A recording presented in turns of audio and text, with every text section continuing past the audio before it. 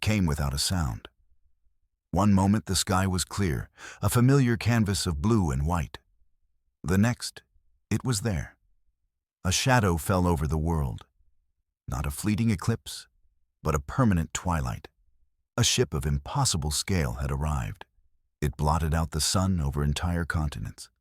It made no threat. It sent no message.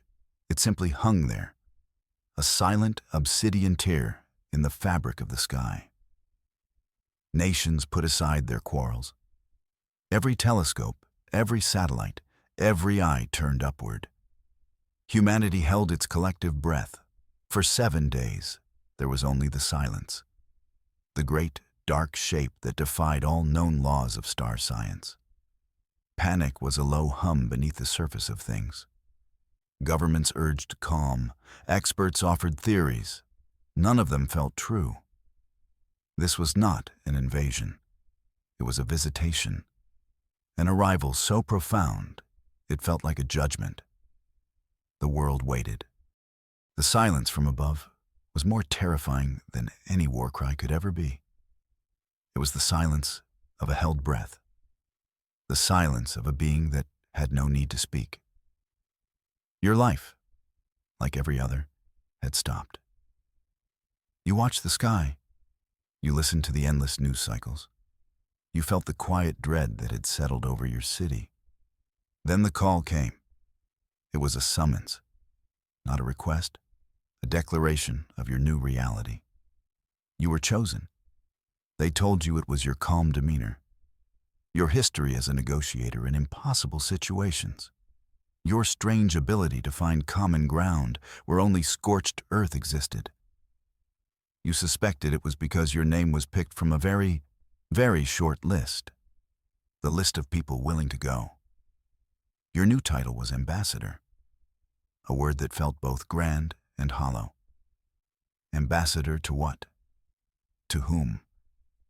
Your mission was to be the first voice humanity sent into the void. To greet the silent visitors, to stand on the precipice of the unknown and not flinch. No pressure, of course. The weight of 7 billion souls settled onto your shoulders. It was a heavy cloak. You looked at your family. You looked at the sky. You knew you could not refuse. Your duty was solemn. It was absolute. You were to be the first word in a conversation that would define the future, or the end of it. Your shuttle was a tiny, fragile thing, a single spark ascending toward the immense darkness. Below you, Earth was a swirl of blue and white, a perfect, vulnerable sphere. The ship above grew until it was no longer an object in the sky. It was the sky itself, a solid ceiling of alien metal. Then it happened. A light bloomed from the dark hull. It was not a harsh, blinding light. It was soft, like liquid moonlight. It flowed down toward your small craft. It formed a pathway, a bridge of pure energy that defied physics. Your pilots gasped. Their instruments went haywire. The light enveloped your shuttle. There was no turbulence, no sense of movement, just a profound, peaceful stillness. You were inside the beam, traveling a road made of impossible radiance. The world outside the viewport dissolved into a cascade of soft colors. It felt like being reborn. You were moving toward the silent vessel, a vessel that had crossed unknown gulfs of space. You were the first human to touch its influence, to travel its bridge of light. The journey felt like an eternity, and it felt like only a second. Your old life was on the planet below. Your new one waited in the silence above. The light delivered you gently. Your shuttle settled into a vast chamber, a hangar bay so large it could have swallowed a small city. The bridge of light faded behind you. The silence returned, deeper and more profound than before. You were inside. The airlock opened with a soft hiss. The air was breathable, Cool and clean, you stepped out of the shuttle.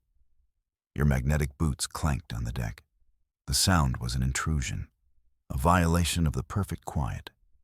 You walked into a corridor that stretched into the horizon. The walls were made of a material that seemed to drink the light. They were smooth and dark. The ceiling was impossibly high, dotted with soft, glowing orbs that pulsed like gentle heartbeats. You were in an empty hall, a cathedral built by giants, for giants. Your footsteps echoed in the vastness, each one a lonely drumbeat in the immense quiet. You called out once. Your voice was swallowed by the space. It did not echo back. It simply vanished. You were utterly, completely alone, or so it seemed. The silence itself felt like a presence, a watchful, waiting intelligence. You walked for what felt like miles, past archways that led into even greater darkness, past intricate patterns on the floor that seemed to shift when you were not looking. The ship was a ghost, a magnificent tomb. You wondered if you had been brought here to witness an ending, not a beginning. Then, you saw them, at the end of another great hall. They stood in a circle, waiting for you. They were not made of flesh and bone. They were woven from the stuff of the cosmos itself, forms of shifting light and living shadow. Their bodies were nebulas. Their eyes were distant stars. They were the Elder Ones. The name came to you not as a sound, but as a thought, planted directly into your mind. It felt ancient, resonant with power. They were tall and graceful. Their movements were like the slow turn of galaxies. There was no threat in their posture, only a deep, abiding sadness. You stopped before them, the ambassador of a loud, chaotic world, standing before beings of silent majesty. You felt small, young, a flicker of life in the face of ancient stars. You were ready for anything, a weapon, a test, a dissection. You were not ready for the truth they were about to share. One of them drifted forward. Its form coalesced slightly. A face of starlight regarded you. Welcome, Ambassador. The voice was not a voice. It was a chorus of thoughts, a symphony of ideas that filled your consciousness. We have waited for a long time. They showed you, not with words, but with images, with feelings, poured directly into your mind. You saw their universe, a cosmos teeming with light, with energy, with countless stars burning in a brilliant dance. It was beautiful, a masterpiece of creation. Then you saw it begin to fade, like a great fire running out of fuel. Stars winked out one by one, not with a bang, but with a slow, tired sigh. Galaxies grew dim. The space between them grew colder, darker. A creeping entropy was devouring their reality. Their light was dying. Their universe was becoming a great, empty room. The energy that sustained them was vanishing. They showed you their people, beings of light, watching their homes fade into twilight. Their sorrow was a tangible thing, a weight in your soul, a grief that spanned eons. They were not gods. They were refugees. Their great ship appeared in your mind. You saw it being built, a final, desperate act of a dying civilization. It was not a warship. It was an ark, a cosmic lifeboat designed to carry the last embers of their race across the vast, empty darkness between realities. They had fled their fading home, journeying for time beyond human comprehension. They sought a new universe, a new place to anchor their existence, a place where the light had not yet begun to fail. Their ship was their final refuge, a self-contained world carrying the memory of all they had lost. They were a people adrift, sailing an ocean of nothingness. The ship was their sanctuary, their last bastion against the encroaching dark. It was a monument to their will to survive, a testament to their hope against the dying of the light. They were pilgrims on the longest journey ever taken. You asked the question without speaking. Why here? Why Earth? The answer flowed back into you, a current of warmth and wonder. They had been adrift for so long, searching for a specific resonance, a signature of energy that was rare in the cosmos. They found it here. It was humanity. They showed you our world again. Not the wars, not the pollution, not the division. They showed you the fire within us, our art, our music, our stories, our relentless, stubborn drive to create, to build, to dream, to love, to strive for something more, even when it seemed foolish. They called it humanity's unique fire, a chaotic, unpredictable, but brilliant spark of creation.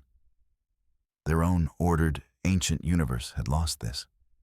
Its creative energy had settled into a predictable, fading pattern. Our vitality, our messy, vibrant existence, was like a bonfire in the dark to them. It was a song they had long forgotten how to sing. They had observed us for decades, watching our broadcasts, listening to our noise. They saw our flaws, our capacity for self-destruction. But they also saw our potential, the raw, untamed energy of a species still in its infancy, an energy that could, perhaps, rekindle their own. One of them joked that our reality television was a source of endless fascination, a true mystery for the ages. This brought them to their purpose, the reason for their silent vigil. They made their proposal, a solemn pact. It was a choice of monumental consequence, so vast it was difficult for your mind to hold. They did not want to conquer Earth. They did not want to rule it. They wanted to join with it, to merge their reality with ours, their ancient, fading universe and our young, vibrant one. They would anchor their existence to our world. Their ship, their cosmic ark, would become a part of Earth's sky, a new moon, a constant reminder of the pact. They would share their knowledge, their understanding of the cosmos, their mastery of energy and matter. Humanity would leap forward 1,000,000 years in an instant. Disease, poverty, scarcity, all could become relics of a forgotten past. In return, humanity would share its fire, its creative spark, its vitality, to reignite their own, to save them from the great, fading twilight. A world divided, that was the first result. You transmitted their proposal to Earth. You translated the chorus of thoughts into human words. The message went out, and the world fractured. The initial unity of fear shattered into 1,000,000 pieces of opinion. Leaders argued on global stages.